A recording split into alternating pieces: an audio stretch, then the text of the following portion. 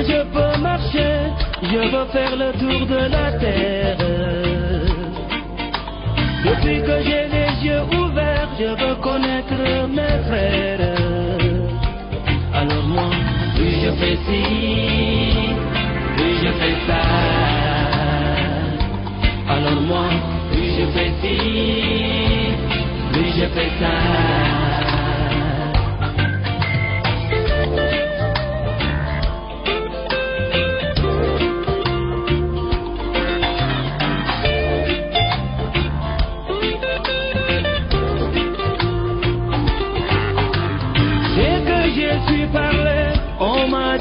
De ma tête.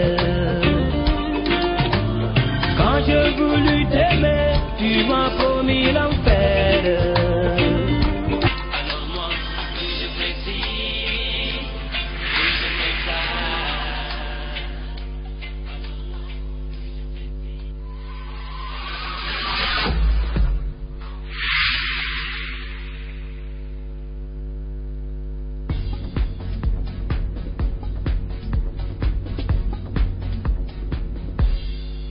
Bonjour à vous tous et merci de nous retrouver sur la Sen TV, première télé urbaine du Sénégal. C'est encore un plaisir pour nous de vous retrouver comme tous les matins.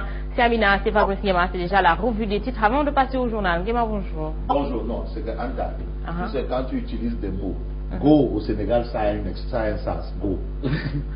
Quand tu dis go au Sénégal, ça a un sens. Ouais. C'est vrai qu'en anglais, ça veut dire départ. Okay. Voilà, mais go, bon, quand tu dis au Sénégal, ça a un autre sens, go. Mais c'est quoi? Ouais, je ne sais pas. Go, man, go. Quand tu dis à quelqu'un go, ça a un autre sens de. Bon. Okay. Voilà. C'est comme vous avez dit, l'émission là, comment ça s'appelle? Good times. Good time. Ça a une autre signification de good time. Si tu vas à Darou Nyangor chez moi là, ouais, tu dis good time, on va dire hey. Ce sera le khutba là. Bref. Et ma cravate? Oh non, tu as, ça c'est un nœud à la traditionnelle. Ah oui, ça me rappelle mes années de communion là. Ah ouais? Oh. Voilà. Alors ça c'est Fabrice Nguema. Bien réveillé ce matin, tu as ouais, non, au lit rek. Au lit. Le week-end. Donc tu t'es bien reposé. Ah oui, au lit rek. Au lit, parce que tu n'as pas une marge de manœuvre, hein. Tu n'as qu'un petit temps là pour dormir. Et pour reprendre le train. Parce que c'est un train là, il va à l'heure et quand il revient, tu sais pas. Tu sais pas. Mais on gère. On gère. Voilà. Alors un petit coucou à tous qui nous regardent. Bien entendu. Ils sont nombreux à nous non, je remercie beaucoup Souki parce qu'il a fait preuve de. Il a été très efficace il y a quelques. Très efficace. Voilà. Merci à Souki alors. Diaré tout également, je remercie Diaré tout pour son courage, vraiment, se lever tôt le matin pour une dame. Mais le problème c'est que Diaré tout, à 8 heures, elle prend une bassine de 20 litres pour aller au marché. Jusqu'à présent, je sais pas ce qu'ils ont.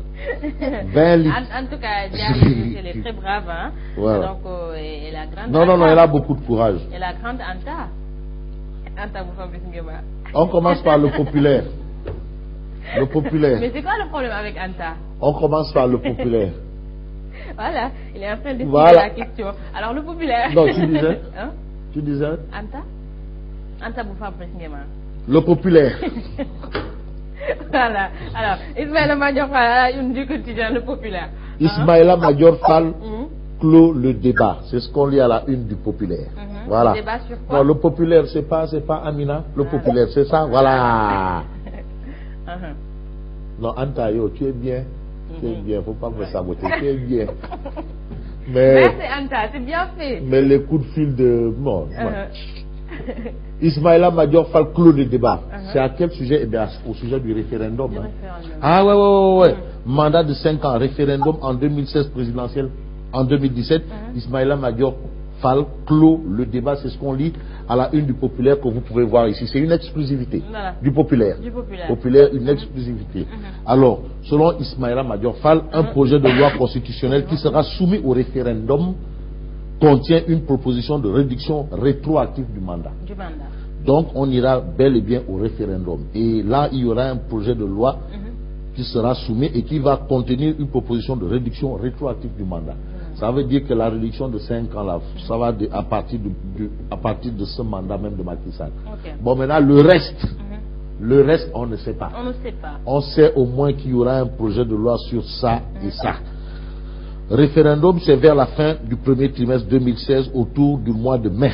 La date précise. Annoncé, hein? Ah ouais. Voilà, Ismaël Madior Fall, conseiller juridique du chef de l'État. Voilà. C'est lui qui parle. La date précise sera fixée dans quelques jours.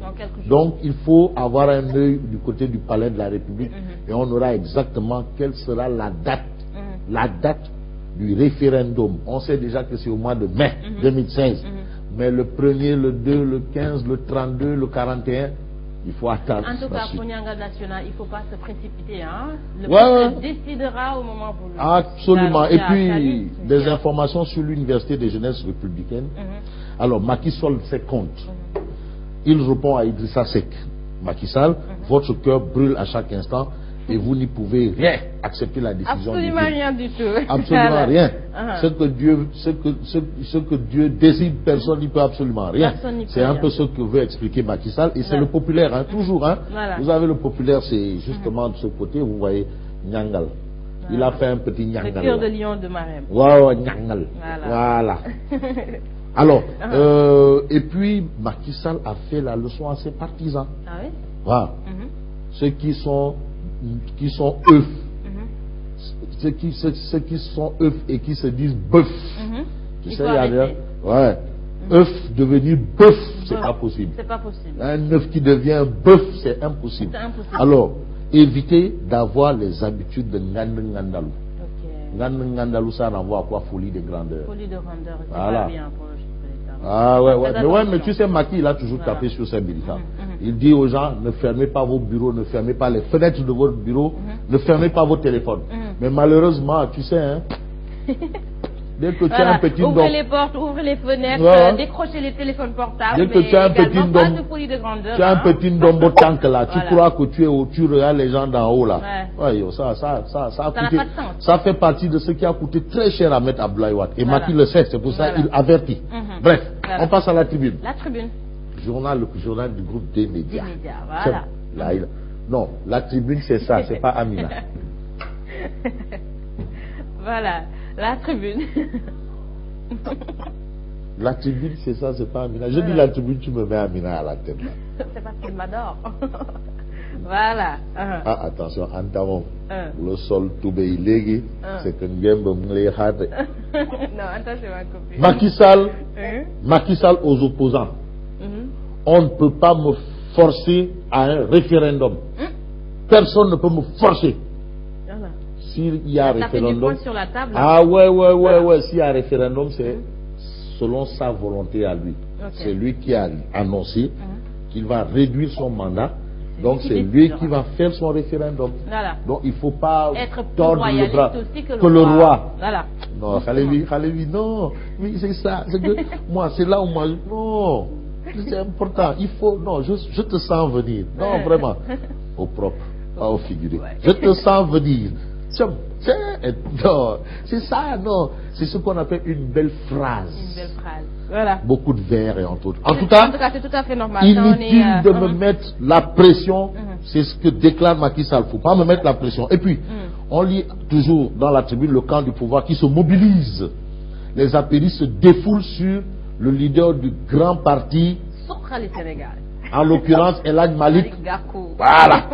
C'est ce que livre en tout cas la tribune ce matin. Voilà. Alors, enquête quotidienne. Voici, enquête est là. Macky dans ses bottes. Dans ses bottes. Non, enquête, non. Anta, voici enquête. À quel sujet? Au sujet du référendum de l'opposition et de la coalition Benno Bokk Yakaar. Macky doit dans ses bottes. Donc Macky ne tremble même pas. Non, il ne tremble pas, il est zen. Il est zen. Zen. Voilà, droit dans ses bottes. Est-ce que ce sont des bottes? Est-ce que ce sont des boutillons? Ou bien est-ce que ce sont des carats? En tout cas, Macky droit dans ses bottes. C'est ce que révèle en tout cas enquête inébranlable, imperturbable. Voilà. Ah, ça c'est sa nature, Macky. C'est sa nature. Ah oui. Voilà quelqu'un qui, quand tu es en face de lui, il t'écoute. Après il fait ça. Tranquillement. Après, il te laisse partir. Ce qu'il pense, voilà. Personne ne sait. Même autour de lui, c'est que Macky a dans sa tête, personne ne sait. Voilà. C'est ça Macky Sall, cœur de lion de Marème. C'est un cœur de lion de Marème. Alors, l'observateur. Alors, l'observateur L'Obs à sa une, l'observateur L'Obs révèle Macky met les points sur les i. Ah, ça veut dire que Macky a donné de la voix. Ah, il a haussé le ton. Il a haussé le ton. Ah non, c'est le président de la République. Ouais, c'est normal. C'est le cœur de lion de Mariam. C'est le chef de l'État, le gardien de la Constitution. Le gardien de la Constitution. Voilà. Chef suprême des armées. Hey, Macky Sall. L'ami de Fabrice Nguema. Ah, waouh, waouh. L'ami de Fabrice Nguema. Hey, waouh, waouh, voilà. Alors, Macky met les points sur les i. Personne ne peut me forcer à dire que demain, c'est le référendum. C'est le référendum. Personne. Voilà. Mais c'est le président de la République, c'est lui le gardien de la Constitution. Il l'a dit, il va le faire. Mais pourquoi dire, ouais, référendum, voilà. C'était une promesse électorale, alors. Il va la tenir. Non. Tout ce qu'il a, il va. Voilà. Attends. Il n'est pas encore. Faut pas encore aller dans le tristement célèbre Wahet. Non, non, ça. Il va pas le faire quand même, Macky. Mais Wal Fadjiri. Wal Fadjiri. Macky et non, et l'opposition, personne ne peut. Ah, Wal Fadjiri, Macky s'emporte. Ah ouais? Ça s'appelle quand on s'emporte, on est dans une colère épidermique. Monsieur le Président, vous vous emportez, est-ce qu'il y a le feu? Tu sais, à Neuchâtel, c'est